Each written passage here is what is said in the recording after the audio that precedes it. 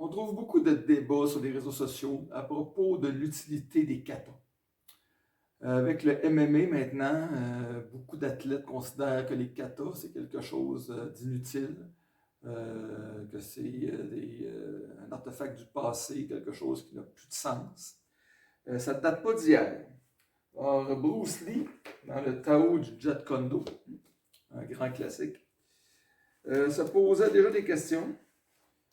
Il écrit plus de 5 pages sur le sujet, qui appelle l'insuffisance organisée. Alors, ça commence ainsi.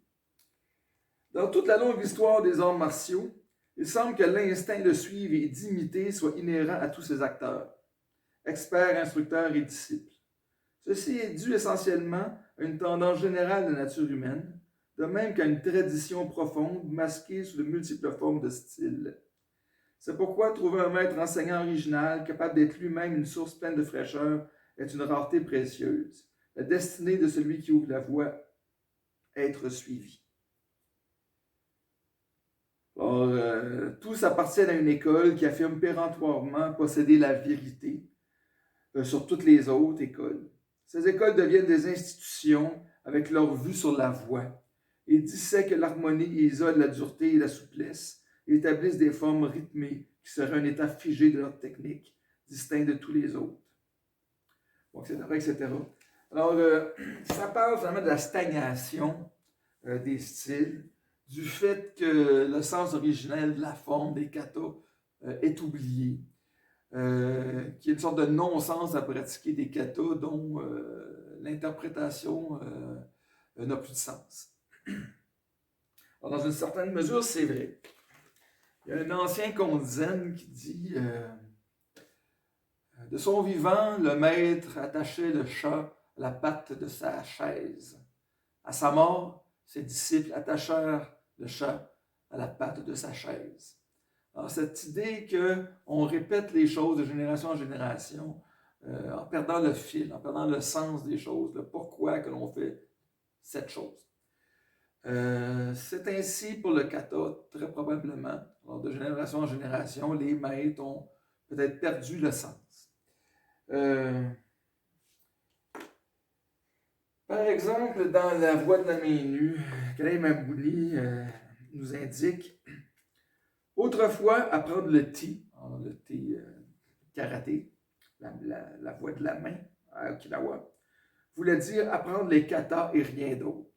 Et à part les rares grands maîtres tels Itosu Iganoa, un maître n'enseignait qu'un seul kata. Alors, on pouvait être un grand maître de karaté à Okinawa en ne faisant que pratiquer un kata et en enseignant que ce kata. Et il n'y avait rien d'autre que la pratique du kata. Alors, quelques maîtres, connus comme Motobu, étaient contre cette pratique du kata. Et dans son livre, Motobu explique qu'il faut pratiquer le kumite, c'est le karaté, c'est une voie du combat et que le combat s'apprend par la pratique du combat. C'est logique. Les pratiquants de MMA vont dire la même chose. Cependant, est-ce qu'il existe dans les katas de véritables vérités qui ont encore un intérêt, qui pourraient avoir un intérêt en MMA, par exemple? Des choses qui ne sont pas vues et qui devraient être vues. Des choses oubliées, mais qui sont là, qui sont à la vue de tous dans le kata et qui pourraient être extrêmement importantes. Eh bien, c'est le cas et je vais faire la démonstration avec une technique de base, la Gyuki, qui est une technique méconnue dans beaucoup de styles de karaté et en MMA en particulier. En boxe, il existe plusieurs gardes. Alors, je parle de la boxe anglaise classique. Alors, on a ici la garde croisée. Alors, cette garde croisée a été utilisée par Ken Norton pour battre Mohamed Ali. D'accord? Légèrement semblable, petit profil, vous avez la Philly Shell de Floyd Mayweather.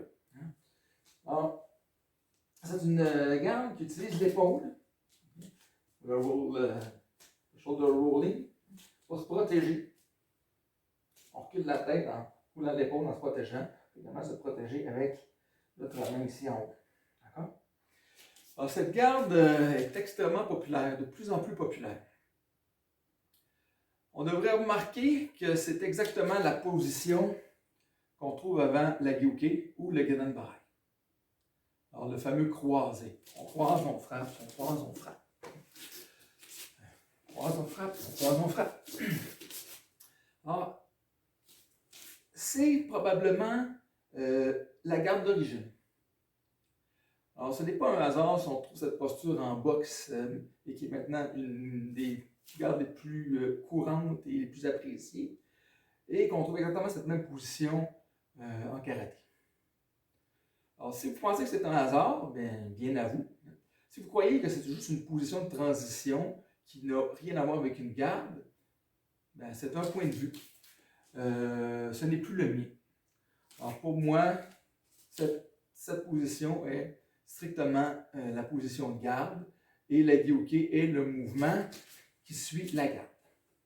Alors, ce mouvement de haut en bas, ici, la Gyuke, alors, il existe en boxe et c'est le jab, le upper jab ou le looping jab qui part du bas vers le haut.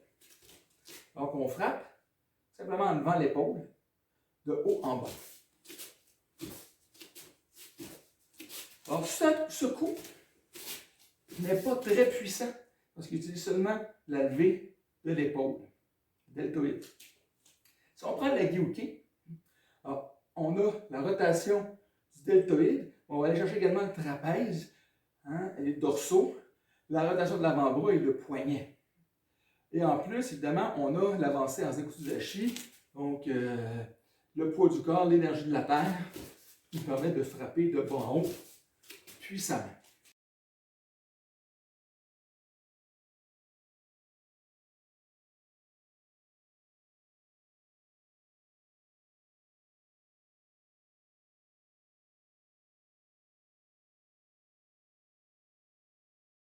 Georges Saint-Pierre, le grand champion de MMA, écrit ceci.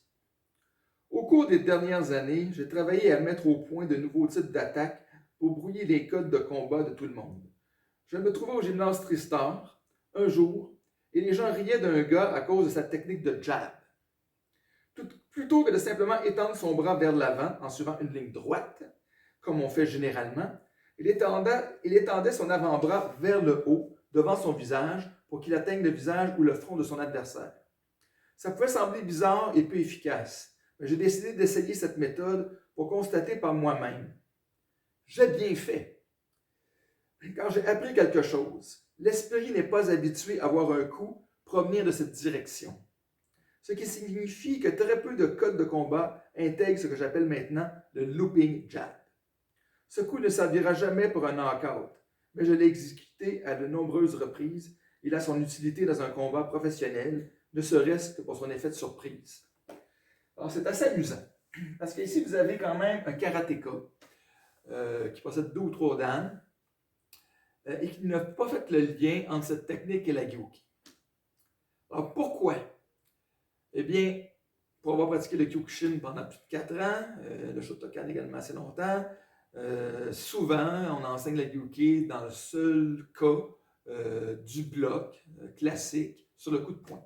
Donc, on bloque un coup de poing et on contre-attaque. Du Go-No-Sen classique.